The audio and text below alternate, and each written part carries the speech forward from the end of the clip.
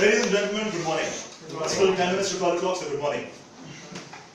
I shall be telling this with a sigh, somewhere ages and ages hence, that two roads diverged in a yellow wood, and I took the one less traveled by. These are the lines from a poem called The Road Not Taken by Robert Frost, written in the year 1916. It tells the story of a traveler on an early morning, walking down a path, and he confronts himself. He sees two roads in the wood, and he looks at both of them and says, which one do I take? The first one, he looks at it as far as the sight can go, and he says, this one, the first road, it's grassy, it's got wear, I can see till the end, it's a road that I should take probably. But then wait, let me see the other one. He goes to the other road.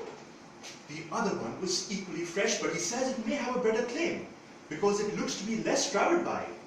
However, on that particular morning, early morning, both of them had leaves fallen on the paths.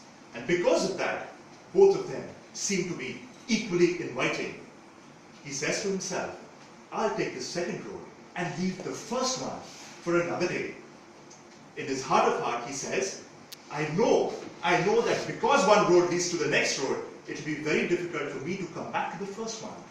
But however, I have to make a choice, and I take the second road, and I believe that I would take the road that I want to. Now this is at the surface, skimmed at the surface. It's about us, about a traveler looking at two roads when he's traveling and taking one of them.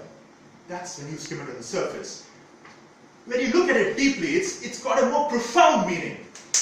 The meaning that it has is about the choices in life. We are at crossroads. We are just at places where we want to make choices in life, and we don't know which choice to make. However, the choice has to be made. Fortunately or unfortunately, we cannot procrastinate. We have to make a choice. Which choice we make will take us to the path we have chosen to. And mind that, we may not be able to come back and look back at our choices.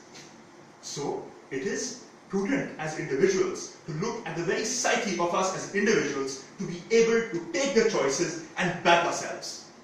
And say that at that point in time, the choice which I took was because there was a reason. I thought it was the best choice given the current circumstances, given the current situations. How many in the group are students who study? Very good. I mean, that's a number of people. So what happens in our high school life? We come across situations where we have to choose, say, between science or commerce, or maybe humanities. What drives our choices?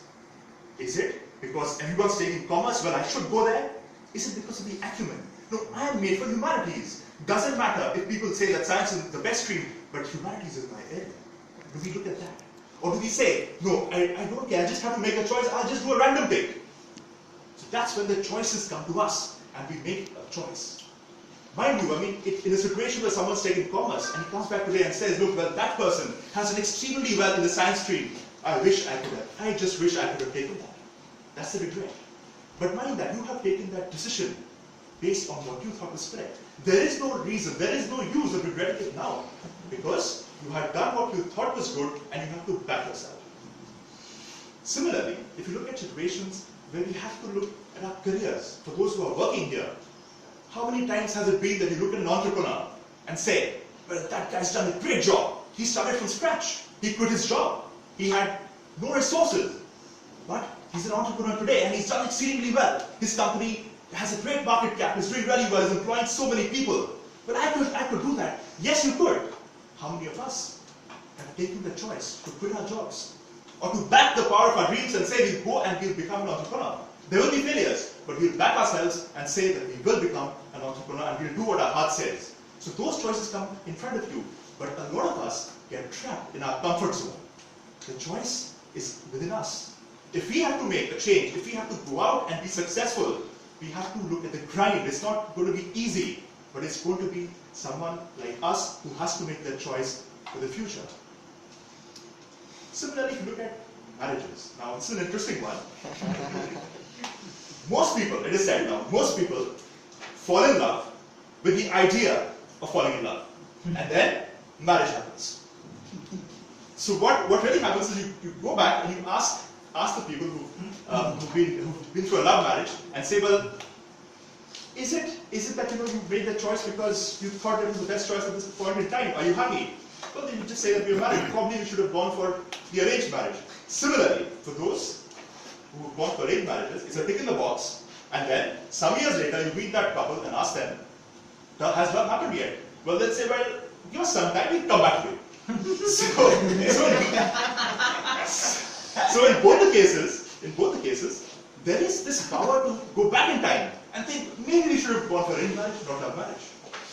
So, I mean, it's a human tendency to go back and look back at time and say that we should have made a decision which was not the one we made. How many times have you faced that situation? The power of us human beings is the power to make choices and to back it.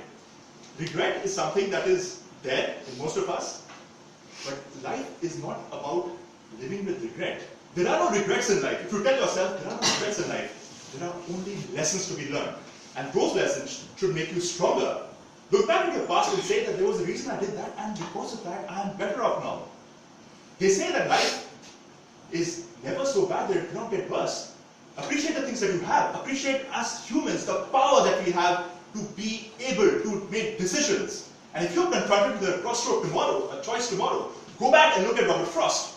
He said that I had to make a choice. I took the road less traveled by. And that, ladies and gentlemen, has made all the difference. And that is the rhetoric with which we should live our lives, without regret and with the power to embrace the choices and make a decision. Mr. Toastmaster.